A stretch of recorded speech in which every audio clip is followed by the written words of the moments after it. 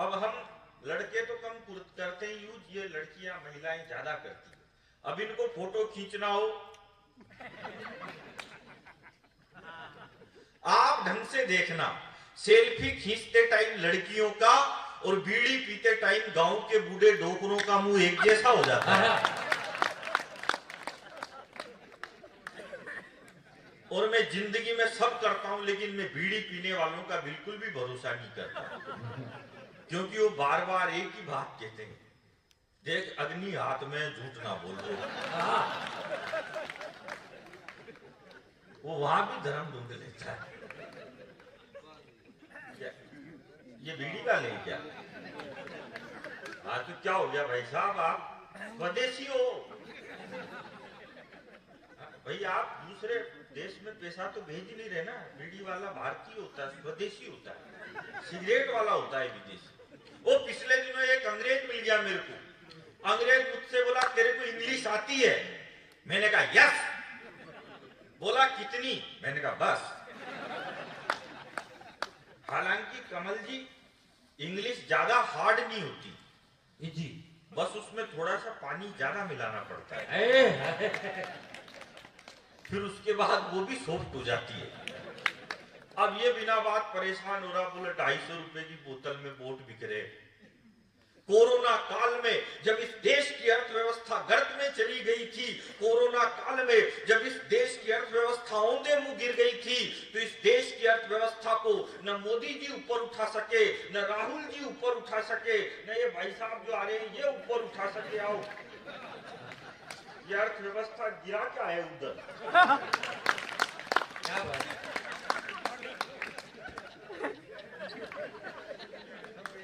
कोई अर्थव्यवस्था को ऊपर नहीं उठा सका, न मोदी जी, न राहुल जी, न केजरीवाल जी, न वो बंगाल वाली, कोई नहीं उठा सका। तो इस देश की सरकार ने न सबसे पहले मंदिर खोला, न मस्जिद खोली, न गिरजाघर खोले, न गुरुद्वारे खोले। हिंदुस्तान की सरकार को केवल एक ही कौम पर भरोसा था,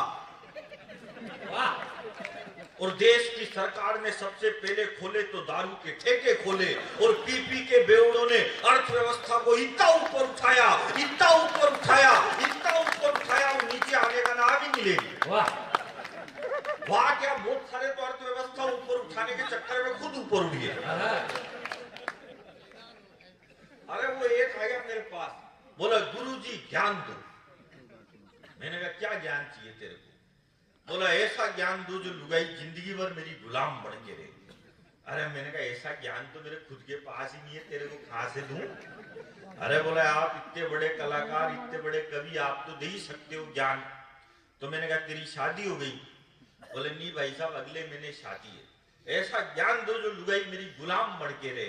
तो मैंने कहा ले जा, क्या ले जा, और क्या देना ही पड़े। तो बोला करना क्या है? मैंने कहा कुछ भी नहीं करना, शादी के पहले ही दिन तेरी लुगाई के पास एक दारू की बोतल ले जाके रख देना। तेरी लुगाई देखते ही कहेगी ये कैसा बेवड़ा पति मिल गया मेरे को, शादी के पहले ही दिन दारू की बोतल लेके आ गया। उसी के सामने दीवार पे फेंक के फोड़ देना, और कह देना आज से तेरे प्यार में बंद। तेरी लुगाई जब तेरा इतना बड़ा त्याग और बलिदान देखेगी तो जिंदगी भर तेरी गुलाम बन के रहेगी। उसने वैसा ही किया, शादी के पहले ही दिन लुगाई के पास दारू की बोतल ले जाके रखी। उसकी लुगाई देखते ही बोली ठीक है बनाओ, लेकिन मेरे पेग में सोडा मत डालना।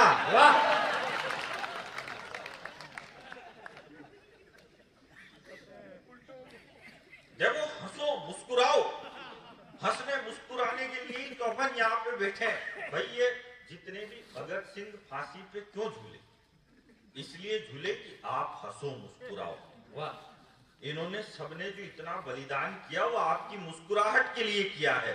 मेरी लड़ाई किसी चाइना, पाकिस्तान, अमेरिका से नहीं है, लेकिन 4 अमेरिका से है थोड़ी बहुत। आप पहले नहीं थी, आजकल हो गई। और मैं तो कहता हूं कि जहरीले सांप पर सोतेले बाप पर भरोसा कर लेना। आप नहीं करना चाहिए पर कर लेना।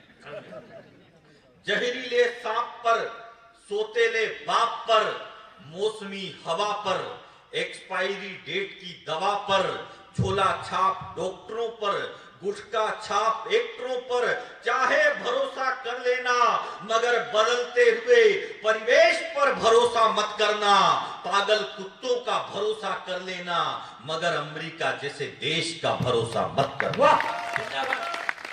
क्या बात है सुरेश जी? इसमें क्या जिंदाबाद, भरोसा ही तो नहीं करने की कह रहा। वो कवियत्रियां भी तो ये भरोसा नहीं कर रही थी कि ये बाद में नहीं देगा पेमेंट, तो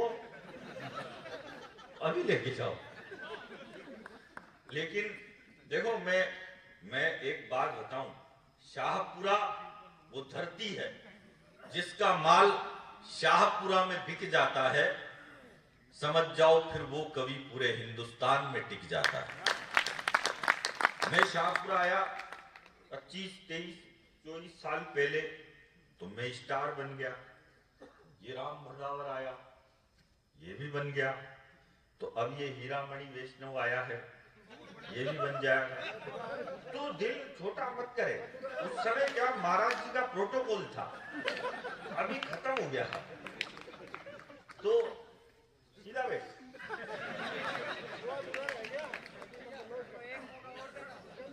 अब वो भी सुनाऊंगा।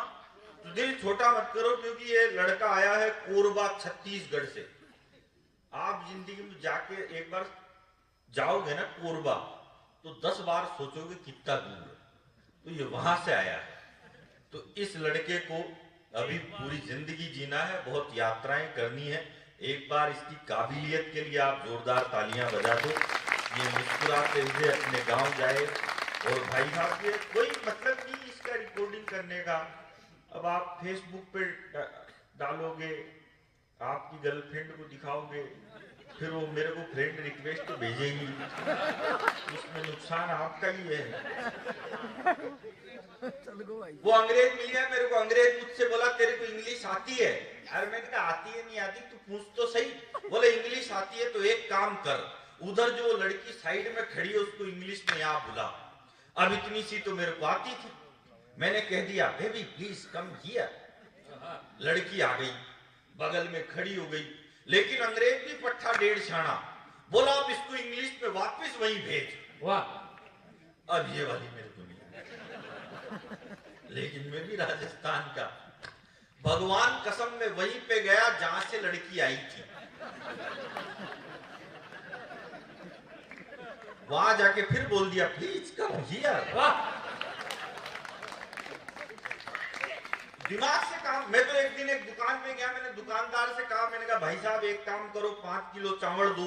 बोला किस में लेके जाएगा? अरे मैंने कहा थैला लेके आया हूँ, इसमें लेके जाऊंगा। उसने 5 किलो चावल थैले में डाल दिए। मैंने कहा एक काम कर 5 किलो गेहूं भी दे। वो बोला ये किस में लेके जाएगा? अरे मैंने कहा इसी में मिक्स कर दे, मेरी लुगाई फिर ये बेचती रहेगी, तेरे को किस बात की टेंशन है। उसने दोनों एक में मिक्स कर दिए। मैंने कहा 5 किलो बाजरा भी दे दे। वो बोला ये किस में लेके जाएगा? अरे मैंने कहा मिक्स कर दे, लुगाई कर लेगी अलग अलग, नहीं तो कमल जी से करवा लेंगे, तेरे को कोई बात की टेंशन है। उसने सारे एक में मिक्स कर दिए। अब मैं जैसे ही थैला उठा के जाने लगा तो बोला भाई साहब पेमेंट। मैंने कहा पेमेंट अगली साल। बोला मैं उधारी में धंधा नहीं करता। मैंने कहा नहीं करता तो तेरा माल वापिस पकड़ अपने को, खाई बात की टेंशन है। मेरे साथ तो ऐसी दिक्कत हो जाती है। अभी भाई साहब मेरे को दिल्ली से मथुरा जाना था। लेट समझ में आई। किसके?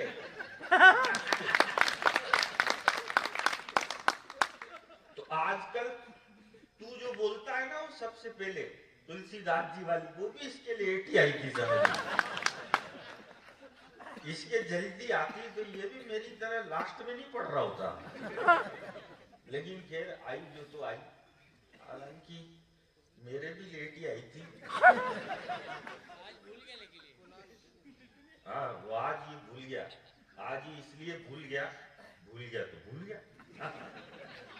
मैं तो एक बार तेल हाथ में लिया तो मलना भूल गया। सड़क पर खड़ा हुआ तो चलना भूल गया।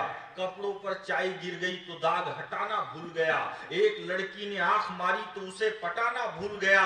छत पर गीले कपड़े सुखाने गया तो मेरा दिमाग भटक गया। कपड़े तो मैंने जमीन पे पटक दिए और खुद तार पे लटक गया। वाह तो भूल जाते हैं, इसमें कोई बात नहीं है। अरे देख, मेहनत करनी पड़ती है। बादाम खाया कर, तेरी भी याददाश्त तेज होगी। और बादाम नहीं खाए तो फिर ठोकर खा, उससे और तेज होगी। मेरे को अभी पिछले दिनों दिल्ली से मथुरा जाना था, तो मैं दिल्ली से मथुरा जाने के लिए ट्रेन में बैठा। अब आप जानते हो सर, सबसे ज्यादा रिश्तेदारी अगर कहीं होती है तो ट्रेन में ही होती है। तो बहुत सारे आगे मेरे पास, मैं थोड़ा फेमस भी हूं ना, तो बहुत सारे आगे बोले भाई साहब कहाँ जा रहे हो? अरे मथुरा जा रहा हूँ बांके बिहारी जी के दर्शन करने के लिए। बोला बहुत अच्छे, लेकिन एक दिक्कत होगी भाई साहब। मैंने कहा क्या दिक्कत हो गई? बोला भाई साहब आप गलत ट्रेन में बैठ गए, ये राजधानी एक्सप्रेस है, इसका स्टॉप ही नहीं है मथुरा में। मैंने कहा कहाँ है इसका स्टॉप? बोले ये डायरेक्ट अब सवाई माधोपुर रुकेगी, वहां से आप उतर के दूसरी ट्रेन में बैठ के फिर आना पड़ेगा। और मैंने कहा तो गड़बड़ हो गई आप। तो इतने में एक दूसरा ज्ञानी आ गया। अरे भला भाई साहब इनकी बातों में बताओ, अभी मोदी जी ने रेलवे का काम छेड़ रखा है, तो ये ट्रेन मथुरा में नहीं रुकती है, लेकिन ये ट्रेन मथुरा में थोड़ी स्लो हो जाती है। तो जैसे ही ये ट्रेन मथुरा में थोड़ी स्लो हो तो आप एक काम करना, एक पांव बाहर निकालना और फिर कूदना, और कूदने के बाद थोड़ी स्पीड मेंटेन रखना। तो स्पीड मेंटेन रखोगे तो आप उतर जाओगे, आपकी चोट वोट नहीं लगेगी। अब जैसे ही मथुरा का स्टेशन आया तो 10-15 आगे मेरे को उतारने के लिए बोले भाई साहब कूदो। अब मैं कूदा, कूदने के बाद मैंने स्पीड बढ़ाई तो मेरी स्पीड थोड़ी सी ज्यादा फास्ट होगी। इतनी फास्ट हो गई कि मैं दौड़ते दौड़ते आगे वाले कोच तक पहुंच गया। तो आगे वाले कोच वालों ने मेरा हाथ पकड़ के मेरे को डिब्बे के अंदर खींच लिया।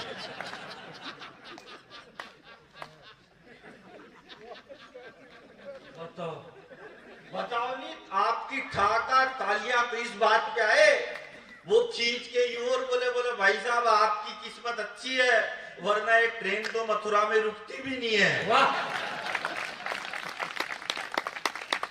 और फिर एक ये कमल जी जैसा बैठा था उसमें शाहपुरा का, जैसे ही मैं दूसरे डिब्बे में चढ़ा उसने मेरा लगेज बाहर फेंक दिया।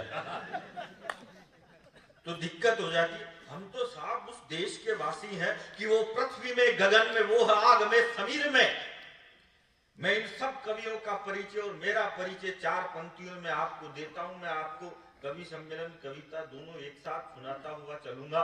वो पृथ्वी में, गगन में, वो है आग में, समीर में, गंगा की लहर लहर में, वही है नीर नीर में, कृपाण में, पिनाक में, त्रिशूल में, तुणीर में। याकूब मेनन को फांसी हुई तो इस देश का पढ़ा लिखा मीडिया बोला, वो बोला इलेक्ट्रॉनिक बोला, प्रिंट नहीं बोला। बोले याकूब मेनन को गलत फांसी पे लटका दिया, याकूब मेनन के साथ अन्याय हुआ। याकूब जब फांसी पे चढ़ रहा था तो उसको अंतिम समय में उसकी 17 साल की बेटी से नहीं मिलने दिया गया। यह बहुत दुखद बात है। ये कौन बोला? ये देश का पढ़ा लिखा इलेक्ट्रॉनिक मीडिया बोला। तो फिर उसके बाद मैं बोला। मैंने कहा एक बात बताओ रे चौकतों, जो आदमी 22 साल से जेल में बंद है, उसके 17 साल की बेटी कौन सी वेबसाइट से डाउनलोड करते हो यार?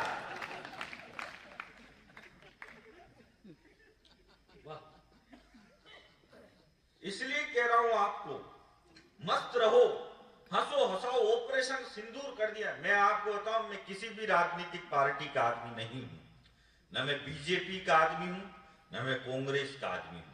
मैं केवल मेरी लुगाई का आदमी हूं।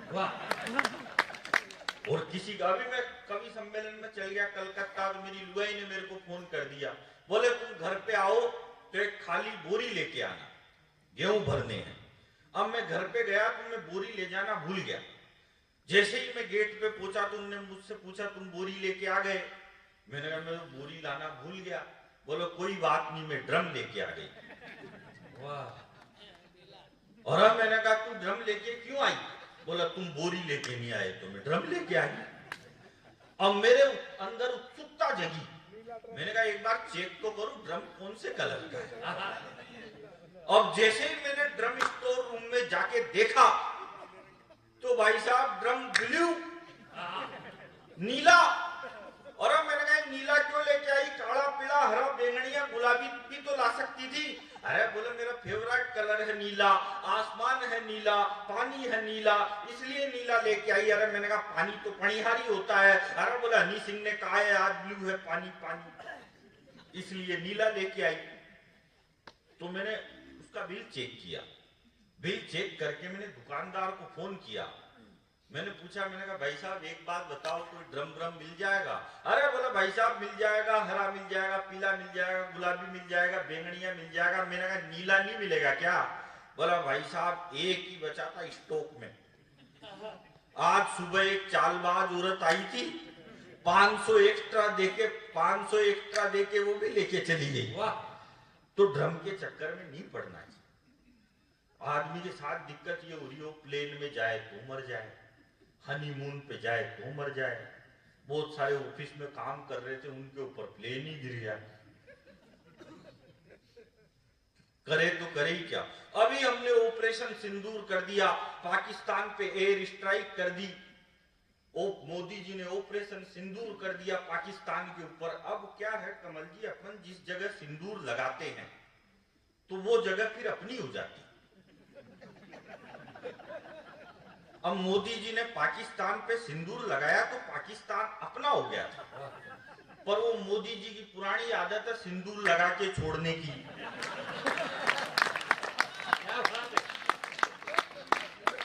उन्होंने बीच में ही रोक दिया। वो अमेरिका का आ गया था एक बुरा बंदर बीच में। मैं पाकिस्तान की इतनी टेंशन नहीं पालता भाई साहब। मैंने तो मेरे कुत्ते का नाम पाकिस्तान धर रखा है। जब भी मन में आती है उसी के 2 दांत देता हूं, मस्त रहता हूं, कौन टेंशन पाले। उधर पाकिस्तान कश्मीर पे हमला करता, इधर मैं अपने कुत्ते का रावलपिंडी लाल कर देता हूं। अब ये जो कवि पीछे है ना, ये राहुल जी के खिलाफ बहुत कुछ बोलते हैं, बेचारे की इज्जत ही नहीं करते। नहीं बोलना चाहिए आप लोगों को राहुल गांधी के खिलाफ, किसी को भी नहीं बोलना चाहिए, क्योंकि राहुल गांधी हम हास्य कवियों के कुल देवता है।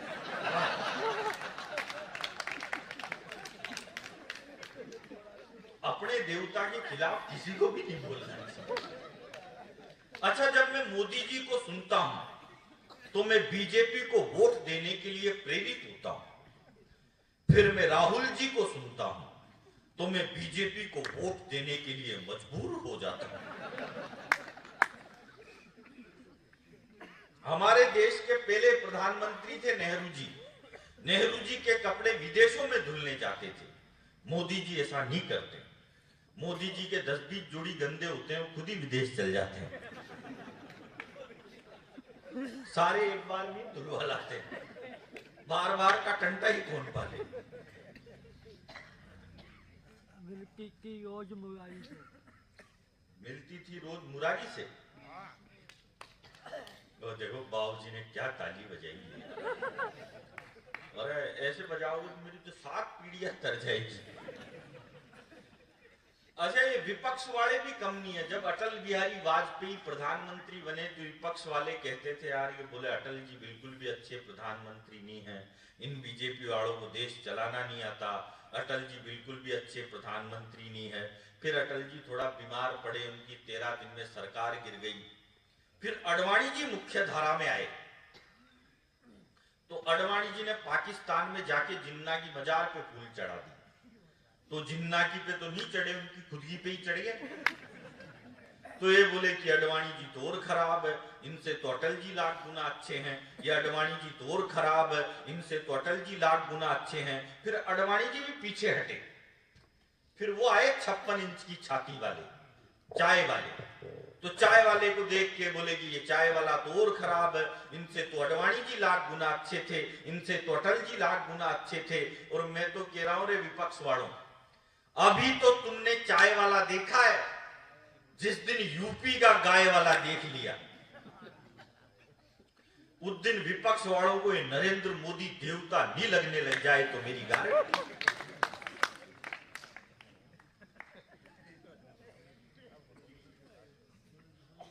शुभम जो बोल रहा है वो पुरानी होगी, उसको क्या सुनाना यार। मैं कोई दूसरी सुना देता और हूँ। किस गोल हैं? और किस गोल मैं तीसरी रोज मुरारी से बीड़ी वाली सुना दो, दूसरी सुना दो। बीड़ी पी कौन सी बीड़ी वाली? बीड़ी पी। अच्छा। हो मिलती थी रोज मुरारी से, पर सेटिंग थी गिरधारी से। अब आए तुम्हारे तारी अच्छे हैं। जब तक सारे लोग तालियां नहीं बजाएंगे एक ही लाइन सुनाता रहूंगा।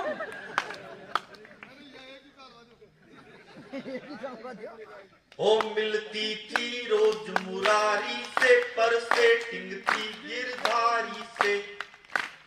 आज तो पत्रकार साहब की तालियां बजा रहे हैं, बहुत बहुत धन्यवाद देता हूं आपको। ओ मिलती थी रोज वो गिरधारी मुरारी में से कोई सा एक है ना? अच्छा उनमें से पता नहीं। ओ मिलती थी रोज मुरारी से, पर सेटिंग थी गिरधारी से। खर्चा राजू से लेती थी, शर्माती थी बनवारी से मिलती थी। जब हम स्कूल में पढ़ते थे तो एक टिफिन में खाते थे।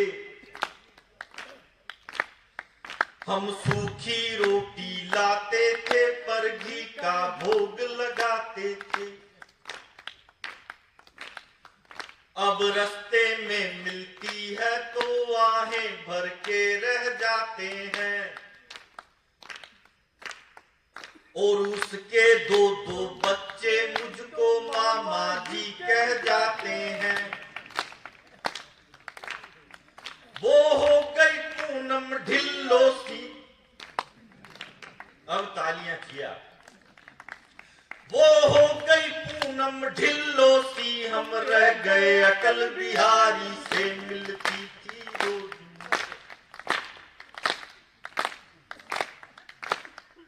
फिर प्यार में डूब के मरने को पानी भर चुल्लू मिला मुझे। उसकी शादी हो गई और बाबा जी का ठुल्लू मिला मुझे। हम कभी कभी उस लड़की की इस हरकत से डर जाते हैं। क्या बात है? वो कसम बाप की खाती है तो चाचा जी मर जाते हैं। उसका वो कसम बाप की खाती है तो चाचा जी मर जाते हैं। उसका कैरेक्टर मिलता है दिल्ली के एक तिवारी से मिलती थी रोज मुरा। अच्छा हमारे पड़ोस में एक लड़का है, वो लड़का थोड़ा अटक अटक के बोलता है। अब एक दिन वो मेरे पास आ गया, बोला भाई साहब। मैंने कहा क्या हो गया? बोला भाई साहब गजब हो गया। मैंने कहा क्या हो गया? और अब बोला भाई साहब अभी अभी अक्षय कुमार की नई पिक्चर लग रही है थिएटर में, जोली LLB 3, वही देख के आ रहा हूं।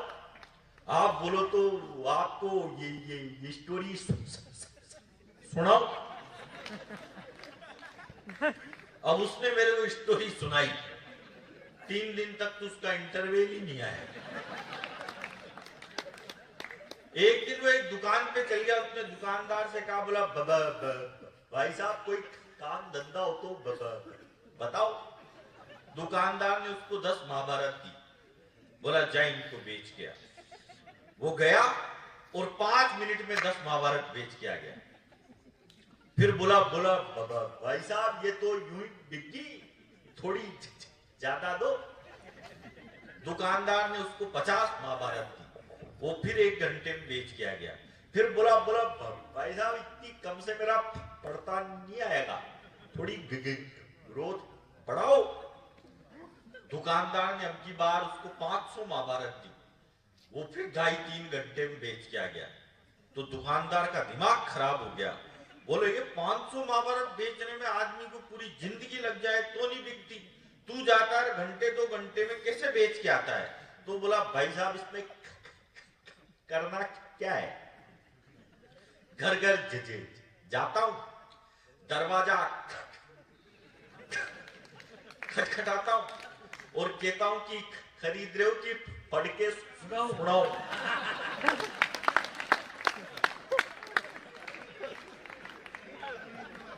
क्या बात है?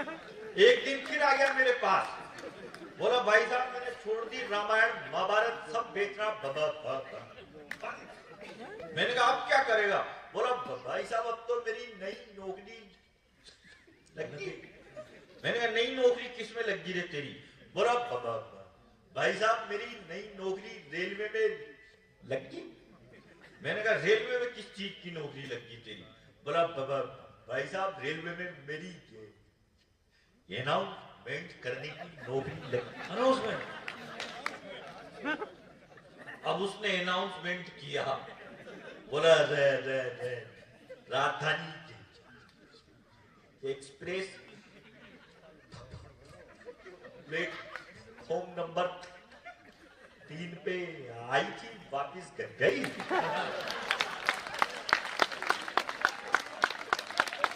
एक बार दोनों हाथ ऊपर उठा के तालियां बजा।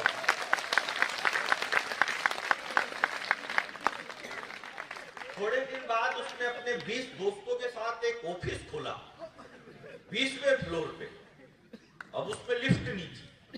अब पहले ही दिन इनॉग्रेशन करने के लिए जाना। अब जैसे हमने गाड़ी पार्क करी तो पार्क करते ही वो बोला और ऊपर बाद में चलना, पहले मेरी बाबास सुनो। अरे बोला तू बहुत देर लगाएगा 20 फ्लोर चढ़ने, यार लिफ्ट भी नहीं है। तो 2-4 फ्लोर चढ़ गए। वो फिर बोला अरे बात में बोला। फिर 10 फ्लोर चढ़ गए। वो फिर बोला अरे मेरी बात तो ले लो। अरे बोला बाद में बोलना यार 20 फ्लोर चढ़ने हैं। फिर 20 फ्लोर चढ़ गए तो सबने हाँफते हाँफते पूछा उससे, बोला भाई तू क्या बोल रहा था? बोला मैं तो ये बोल रहा था कि ऑफिस के ताले की चाबी तो नीचे कार में ही रह गई। क्या बात है? थोड़े दिन बाद वो क्रिकेट का मैच खेलने चला गया और क्रिकेट का मैच खेलने गया तो अंपायर ने उसके सामने सिक्का उछाला। बोला मांग, हेड मांगेगा कि टेल मांगेगा? अब सिक्का आसमान में।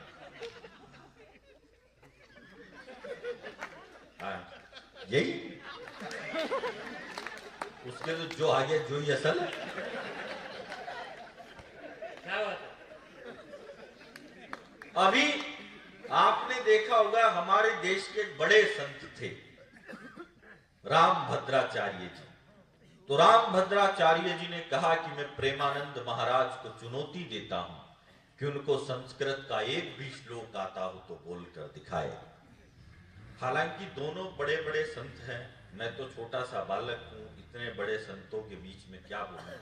पर इतना जानता हूं कि संत वो नहीं होता जिसे अपने ज्ञान का अहंकार होता है, संत वो होता है जिसे अहंकार का ज्ञान होता है।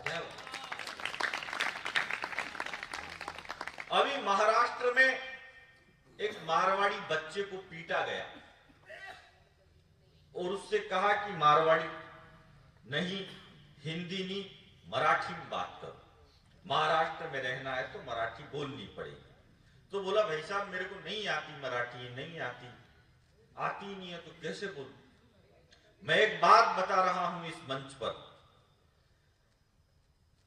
तमिलनाडु में भी चला कि यहां पर हिंदी नहीं चलेगी, केवल तमिल चलेगी।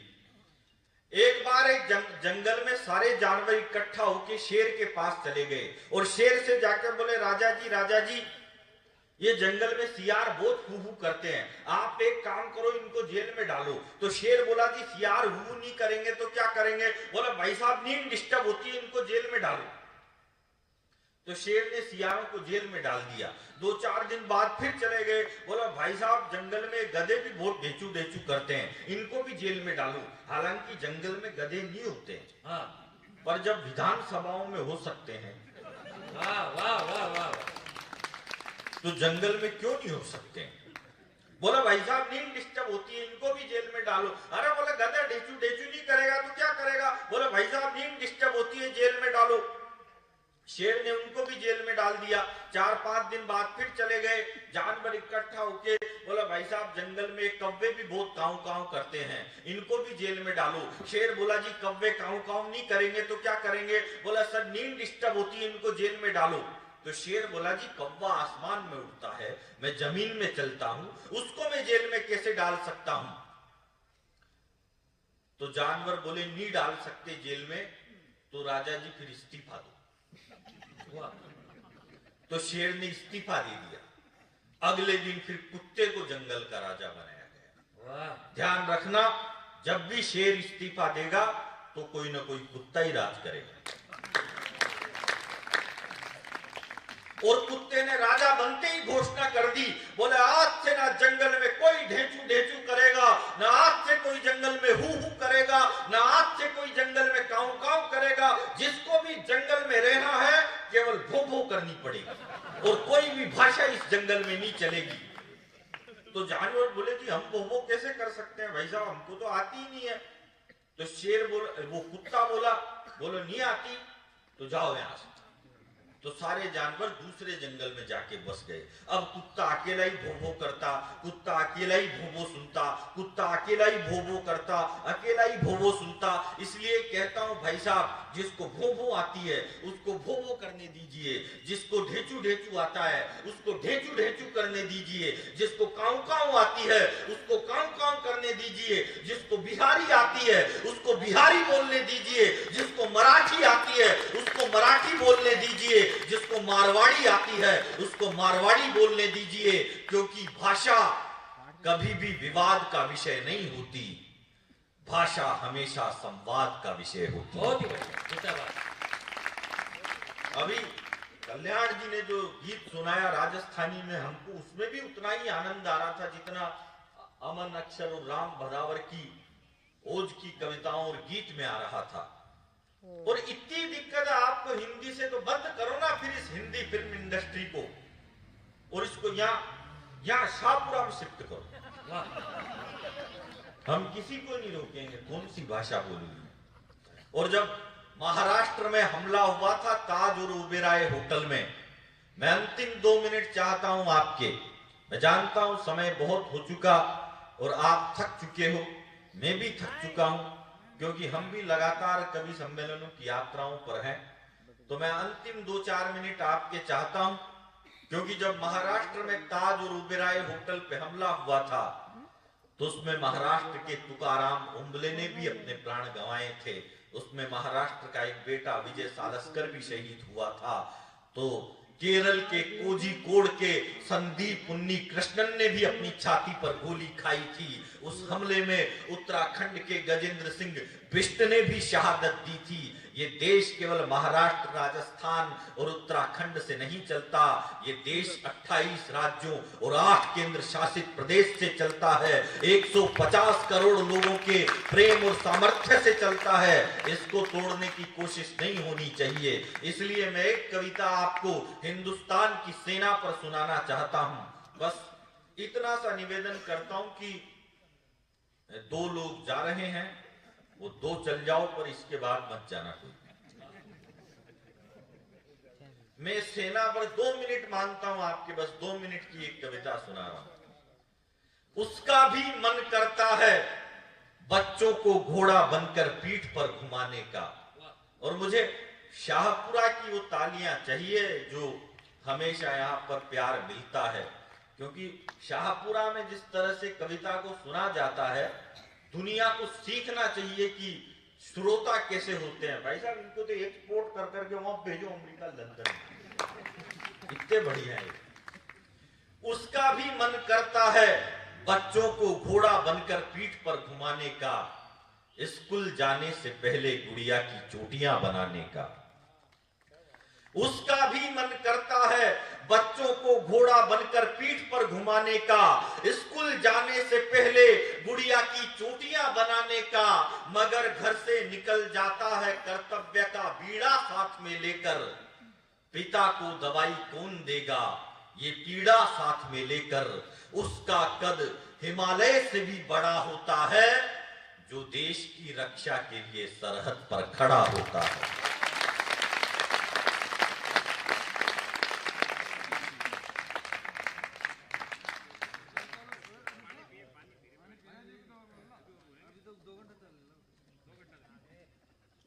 कद हिमालय से भी बड़ा होता है। जो देश की रक्षा के लिए सरहद पर खड़ा होता है, वो ठंडी बर्फ में भी मुस्कुराता है आसमान लोड़कर। वो तपती रेत में भी सो जाता है घुटनों को मोड़कर। वो सालों तक अपने आंगन के दर्शन नहीं करता। वो रूखी सूखी खा लेता है मगर कभी जंतर मंतर पर प्रदर्शन नहीं करता।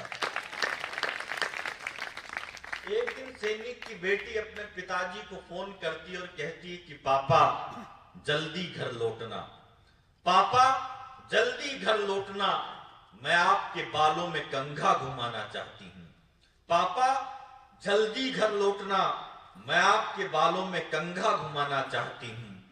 रात को सोने से पहले आपकी मूंछों में ताव लगाना चाहती हूँ। छुट्टियों में नानी के घर जाऊंगी ना तो एक संदूक लेकर आना। छुट्टियों में नानी के घर जाऊंगी ना तो एक संदूक लेकर आना। और मैं भी सैनिक बनना चाहती हूं, मेरे लिए भी एक बंदूक लेकर आना। मगर जैसा जाता है सैनिक, छुट्टियों में नानी के घर जाऊंगी ना तो एक संदूक लेकर आना।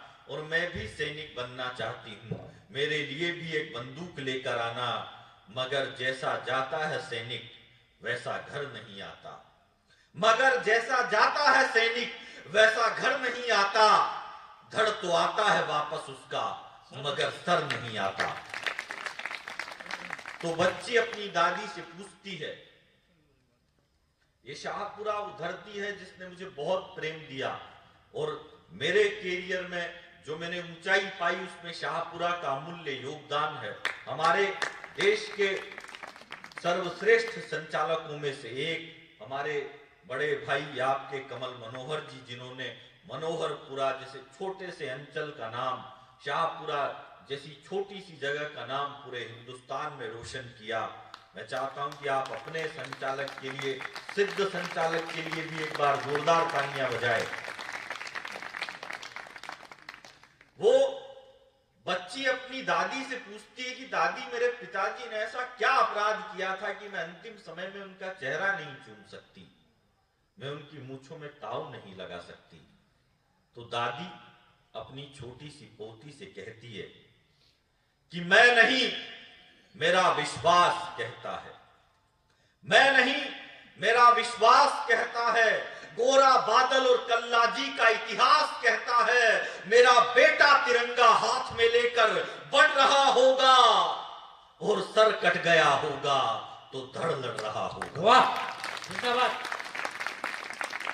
ये राजस्थान वो धरती है कि जब भी कोई जिक्र करेगा वीरों के बलिदान का, सबसे ऊपर नाम मिलेगा मेरे राजस्थान का। मैं हास्यरस का कवि हूं। ये सोचते हैं राम भदावर कि मैं ऐसा क्यों बोलता हूं, लेकिन वो जानता है इस बात को कि चांद लिखता हूं तो आफताब छपता है, झील के पानी में भी सैलाब छपता है। और मेरे जज्बातों से इस कदर वाकिफ है मेरी कलम, मैं इश्क भी लिखूं तो इनकलाब छपता है। जिंदाबाद। मैं अंतिम दो पंक्तियां पढ़ता हूं और इन दो पंक्तियों में मैंने नहीं कहा आपसे कि आप मेरी बातों पर ताली बजाना, लेकिन इस एक लाइन पर मैं पूरे सदन के दोनों हाथ आकाश की फिजाओं की ओर लहरते हुए देखना चाहता हूं। हमारे पत्रकार साथी यहाँ पर बैठे हैं और इधर कोने में जो विशिष्ट गण बैठे हैं, मैं आप सबकी तालियां भी चाहता हूं। मेरा भाई शुभम बैठा है, मैं शुभम तेरी भी तालियां इस बात पर चाहता हूं कि मेरा बेटा तिरंगा हाथ में लेकर बढ़ रहा होगा और सर कट गया होगा तो धड़ लड़ रहा होगा, क्योंकि शूरवीरों के कदम कभी रुकते नहीं है, क्योंकि शूरवीरों के कदम कभी रुकते नहीं है।